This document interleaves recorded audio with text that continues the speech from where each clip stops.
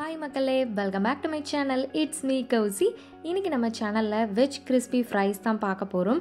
வீடியோக்குள்ள போறதுக்கு முன்னாடி நீங்க இந்த சேனல்ல ஃபர்ஸ்ட் டைம் வீடியோ பார்க்கறீங்க அப்படினா மறக்காம சேனலை subscribe பண்ணிக்கோங்க. கூடவே பெல் ஐகானை press பண்ணி ஆல் கிளிக் பண்ணிக்கோங்க so that நான் next time வீடியோ அப்லோட் பண்ணும்போது உங்களுக்கு நோட்டிஃபை ஆகும். இப்போ நம்ம வீடியோக்குள்ள போயிடலாம். ஃபர்ஸ்ட் ஒரு பெரிய மிக்ஸி ஜார் எடுத்துக்கலாம். இதில தான் நம்ம வெஜிடபிள்ஸ் ஆட் பண்ணிக்க போறோம். 1 கப் அளவுக்கு நான் இன்னைக்கு காலிஃப்ளவரை க்ளீன் பண்ணி எடுத்துருக்கிறேன். ஸோ இதை பிளான்ச் பண்ணாமல் தான் நம்ம எடுத்துக்கணும். அதுக்கப்புறமா இதில் கேப்சிகம் 1 கப் அளவுக்கு எடுத்துக்கலாம். எல்லா வெஜிடபிள்ஸையும் நம்ம ஈக்குவலாக தான் எடுத்துக்க போகிறோம். கேரட் ஆட் பண்ணிக்கோங்க. அதுக்கப்புறமா அதே அளவு கேபேஜ் முட்டைக்கோஸ் ஆட் பண்ணிக்கலாம். ஸோ இது நல்லா ஃபைன் பேஸ்ட்டாக தண்ணி எதுவுமே ஆட் பண்ணாமல் நம்ம அரைச்சி எடுத்துக்க போகிறோம். ஸோ இப்போ பாருங்கள், கொஞ்சம் சின்ன சின்ன பீசஸ் உள்ளே இருந்துச்சுன்னா இட்ஸ் ஓகே, அதை அப்படியே விட்டுருங்க. இப்போ இதை நல்லா குக் பண்ணி எடுத்துக்க போகிறோம். ஸோ பேன் ஹீட் ஆனதுக்கப்புறமா ஆயில் ஆட் பண்ணிக்கோங்க. ஆயில் நல்லா ஹீட் ஆனதுக்கப்புறமா இதில் நம்ம அரைச்சி வச்சுருக்கக்கூடிய பேஸ்ட்டை ஆட் பண்ணிக்கலாம்.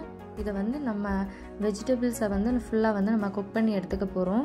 இதில் ஏற்கனவே கேப்சிகம் ஆட் பண்ணியிருக்கோம் இல்லையா, ஸோ அதில் இருந்து தண்ணி நிறைய இருக்கும். அதெல்லாம் வெளியில் வந்துச்சு அப்படின்னா நமக்கு தண்ணி எதுவும் ஆட் பண்ணிக்க தேவையில்லை இதில். ஸோ அதனால் இதோட ரா ஸ்மெல் போகிற வரைக்கும் நம்ம குக் பண்ணி எடுத்துக்க போகிறோம். அப்ராக்சிமேட்டாக ஒரு 8 to 10 மினிட்ஸ் ஆகும் இதை குக் பண்ணுறதுக்கு. ஸோ நல்லா இந்த மாதிரி கிளறி விட்டுட்டு இருந்தோம் அப்படின்னா நல்லா தண்ணியெல்லாம் அப்சார்ப் ஆகிரும். இப்போது இதில் நான் 2 மீடியம் சைஸில் இருக்கக்கூடிய உருளைக்கிழங்கை பாயில் பண்ணி அதை மசிச்சு எடுத்து இதில் ஆட் பண்ணியிருக்கிறேன். ஸோ இதை நல்லா அந்த வெஜிடபிள்ஸ் கூட என்ன பண்ணிக்கணும் அப்படின்னா நல்லா கம்பைன் பண்ணிக்கணும். ஸோ நல்லா பிளெண்ட் பண்ணி விட்டுக்கோங்க.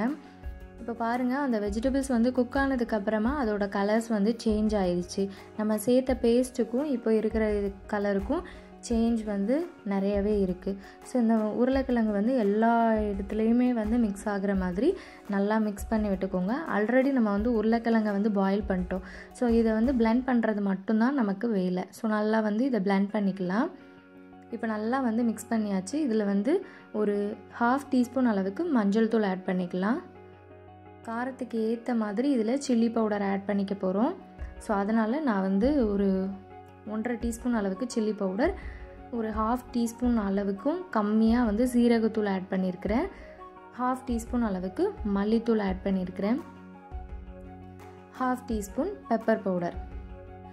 தேவையான அளவு இதுக்கு சால்ட் ஆட் பண்ணிவிட்டு இது எல்லாத்தையுமே நல்லா மிக்ஸ் பண்ணிக்க போகிறோம். அதுக்கப்புறமா ஒரு 2 நிமிஷம் இதை அந்த மசாலா எல்லாம் குக் ஆகணும் இல்லையா, 2 நிமிஷம் நம்ம இதை நல்லா குக் பண்ணி எடுத்துக்க போகிறோம். ஸோ அதனால் மசாலா எல்லா பேஸ்ட்லேயுமே மிக்ஸ் ஆகிற மாதிரி நீங்கள் மிக்ஸ் பண்ணி விட்டுக்கோங்க. அவ்வளோதான், நம்ம கிறிஸ்பியான அந்த ஃப்ரைஸ்க்கு தேவையான ஸ்டஃபிங் ரெடி ஆகிடுச்சு. வெஜிடபிள்ஸ் சாப்பிட அடம் பிடிக்கிற குழந்தைங்களுக்கு இந்த மாதிரி நீங்கள் பண்ணி கொடுக்குறப்போ இதில் என்னென்ன வெஜிடபிள்ஸ் மிக்ஸ் பண்ணியிருக்கோம் அப்படிங்கிறது அவங்களுக்கே தெரியாது. பட் இது ஒரு ஸ்நாக் ஐட்டமாக இருந்தாலும் அது ஒரு நல்ல ஹெல்த்தியான ஒரு ஐட்டம். இப்போ நல்லா ஸ்டவ் ஆஃப் பண்ணிவிட்டு நம்ம அதை போட்டு எடுக்கிறதுக்கான அவுட்டர் லேயர் ரெடி பண்ணுறதுக்கான பேஸ்ட் எல்லாத்தையுமே ரெடி பண்ணிக்கலாம். ஸோ இதில் நான் இப்போ 1/2 கப் அளவுக்கு மைதா மாவு ஆட் பண்ணியிருக்கிறேன். 1/2 கப் அளவுக்கு கார்ன்ஃப்ளவர் ஆட் பண்ணியிருக்கிறேன். ஈக்குவல் பார்ட்டில் நான் ஆட் பண்ணியிருக்கிறேன். ஆட் பண்ணிவிட்டு தண்ணி ஆட் பண்ணி இது நல்லா கொஞ்சம் பேஸ்ட்டாக இல்லாமல் கொஞ்சம் தண்ணியாக என்ன செஞ்சுக்கணும் அப்படின்னா மிக்ஸ் பண்ணி ரெடி பண்ணி வச்சுக்கணும். இதில் தான் நம்ம அந்த வெஜிடபிள்ஸை நம்ம டிப் பண்ணி நம்ம ஃப்ரை பண்ணிக்க போகிறோம். அதனால் இதை கொஞ்சம் தண்ணியாக என்ன செஞ்சுக்கலாம் அப்படின்னா நம்ம ரெடி பண்ணி எடுத்துக்கலாம். ஸோ பாருங்கள், இப்போ நல்லா தண்ணியாக ரெடி பண்ணியாச்சு. அதுக்கப்புறமா ஒரு 3 ப்ரெட்டை நான் இந்த மாதிரி மிக்ஸி ஜாரில் போட்டு ப்ரெட் க்ரம்ஸ் ரெடி பண்ணியிருக்கிறேன். ஸோ ப்ரெட்டை நீங்கள் இது நான் வீட் ப்ரெட் யூஸ் பண்ணியிருக்கிறேன், அதனால் இந்த கலரில் இருக்குது. இப்போ பாருங்கள், இது உருண்டை பிடிக்கிறதுக்கு நம்ம உருண்டை பிடிச்சி தான் எடுத்து அதை டிப் பண்ணி எடுத்துக்க போகிறோம். உருண்டை பிடிக்கிறதுக்கு உங்களுக்கு வரல, கையில் ஒட்டுனுச்சு, பிசு பிசுன்னு இருந்துச்சு அப்படின்னா கொஞ்சமாக இதில் மைதா மாவு ஆட் பண்ணி நல்லா அந்த பேஸ்ட்டை மிக்ஸ் பண்ணிக்கோங்க. கொஞ்சம் ஆறுனதுக்கப்புறம் நீங்கள் பிடிச்சிங்கன்னா கொஞ்சம் நல்லாயிருக்கும்.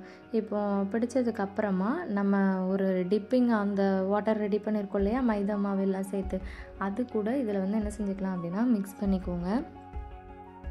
ஒரு டைம் அந்த மாதிரி உள்ளே டிப் பண்ணிவிட்டு அதுக்கப்புறமா நம்ம பிரெட் க்ரம்ஸில் போட்டுட்டு உங்களுக்கு என்ன ஷேப்பில் வேணும், அதாவது ஃபிங்கர் ஃப்ரைஸ் மாதிரி வேணுமா இல்லை கட்லெட் ஷேப்பில் வேணுமான்னு பார்த்துட்டு நீங்கள் அதில் தான் நீங்கள் வந்து ஷேப் பண்ணணுமே தவிர நீங்கள் இப்போவே உருட்டிகிட்டு இருக்கிறப்பவே வந்து நீங்கள் அது பண்ணக்கூடாது. ஸோ எப்போவுமே வந்து இந்த மாதிரி பிரெட் க்ரம்ஸில் முக்கிறப்போ நீங்கள் எந்த ஷேப்பில் வந்து நீங்கள் மோல்ட் பண்ணாலும் அது கரெக்டான சைஸில் வந்துடும். இப்போ பாருங்கள், நான் கட்லெட் ஷேப்பில் வந்து ஒரு 5 ஃப்ரைஸை வந்து ரெடி பண்ணியிருக்கிறேன். பட் அது வந்து ஆக்சுவலி கட்லெட் கிடையாது, நம்ம ஃப்ரைஸ் தான் ரெடி பண்ணுறோம்.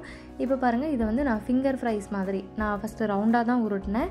அதுக்கப்புறமா அந்த பிரெட் க்ரம்ஸில் வச்சு இது பண்ணுறேன். எக்ஸ்ட்ரா இருக்கிற பீசஸை வந்து ஃப்ரீசரில் வச்சு நம்ம தேவைப்படும் போது நம்ம வந்து ஃப்ரை பண்ணி சாப்பிட்டுக்கலாம். அதுக்காக இந்த மாதிரி நான் ஒரு பாக்ஸில் போட்டுட்டு ஃப்ரீசரில் வச்சுட்டு தேவைப்படும் போது எடுத்துக்க போகிறேன். இப்போ பாருங்கள், நான் 3 ஃபிங்கர் ஃப்ரைஸ் ரெடி பண்ணிட்டேன். ஒரு 30 மினிட்ஸ் வந்து நம்ம ஃப்ரிட்ஜில் வைக்கணும், ஃப்ரீசரில் வைக்காமல் ஃப்ரிட்ஜில் வெளியில் வைக்கணும். வச்சதுக்கப்புறம் தான் நம்ம இதை ஃப்ரை பண்ணணும். அப்போ தான் வந்து நமக்கு வந்து நொறுங்காமல் வரும், அதாவது 2ஆக உடையாமல் அந்த மாதிரி வரும். ஸோ 30 மினிட்ஸ்க்கு அப்புறமா இதை எடுத்து நம்ம ஃப்ரை பண்ணிக்க போகிறோம். ஸோ ஒன்றுனா எடுத்து இதில் ஆட் பண்ணிக்கலாம். நல்லா இந்த கோல்டன் ப்ரௌன் கலர் வர்ற வரைக்கும் நல்லா குக் பண்ணிக்கணும். கோல்டன் ப்ரௌன் கலருக்கு வராமல் கிறிஸ்பியாக வர்றதுக்கு முன்னாடியே நீங்கள் எடுத்தீங்க அப்படின்னா அது உடஞ்சிரும், உள்ளே இருக்கக்கூடிய அந்த ஸ்டஃபிங் எல்லாம் வந்து வெளியில் வர ஆரம்பிச்சிடும். ஸோ பாருங்கள், நல்லா சூப்பராக ரெடி ஆயிடுச்சு வெஜ் கிறிஸ்பி ஃப்ரைஸ். நீங்களும் இதை கண்டிப்பாக ட்ரை பண்ணுங்கள், குழந்தைங்களுக்கு ரொம்ப பிடிக்கும் அண்ட் உங்களுக்கு ஒரு ஈவினிங் ஸ்நாக் ஐட்டமாகவும் இருக்கும். இப்போ இதை வந்து டேஸ்ட்டு பார்த்துடலாம். பாருங்கள், பிரிக்கும் போது உள்ளே இருக்கக்கூடிய ஸ்டஃபிங் எதுவுமே வந்து நமக்கு வந்து என்ன செய்யலை அப்படின்னா வெளியில் வரல. ஸோ இதில் எக்ஸ்ட்ராவாக நீங்கள் வந்து கார்ன் சேர்த்துக்கலாம், உங்களுக்கு என்னென்ன ஆட் பண்ணணுமோ ஆட் பண்ணிக்கலாம். ஸோ எதுவுமே வெளியில் சாப்பிட்றப்போ தெரியாது, டேஸ்ட்டும் அவ்வளோ ஒரு டேஸ்டியாக இருக்கும். ஸோ மறக்காமல் நீங்களும் இந்த டிஷ்ஷை ட்ரை பண்ணிவிட்டு உங்களோட ஃபீட்பேக்கை கமெண்ட்டில் ஷேர் பண்ணுங்கள். உங்களுக்கு இந்த வீடியோ ரொம்ப பிடிச்சிருக்குன்னு நான் நம்புகிறேன். கண்டிப்பாக உங்கள் ஃப்ரெண்ட்ஸோடு ஷேர் பண்ணுங்கள். Don't forget to like, comment, share and subscribe to It's Me Cozy channel. Thanks for watching.